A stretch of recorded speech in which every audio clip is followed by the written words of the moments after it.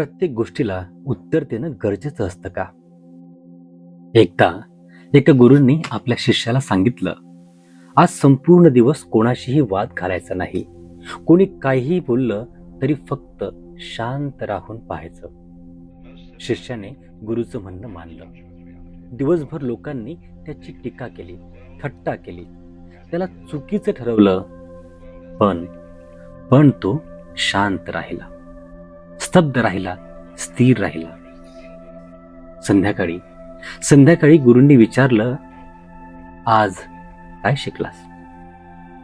शिष्य म्हणाला, गुरुदेव, आज मला एक गोष्ट समजली की प्रत्येक प्रश्नाचं उत्तर शब्दात द्यायची गरज नसतेच. काही प्रश्नांची उत्तरं मौनच देते. गुरु हसले आणि म्हणाले, बाळा, जो प्रत्येक शब्दाला उत्तर देतो तो इतरांची नाही तर स्वतःचीच शांतता गमावतो. पण जो योग्य वेळी शांत राहायला शिकतो तो आयुष्यातील अनेक वाद जिंकण्याआधीच स्वतःला जिंकून घेतो. म्हणून प्रत्येक टीकेला उत्तर देऊ नका, स्पष्टीकरण देऊ नका. कारण शांत राहणं म्हणजे कमजोरी नाही. कधी कधी तो स्वतःवर मिळवलेला सर्वात मोठा विजय असतो.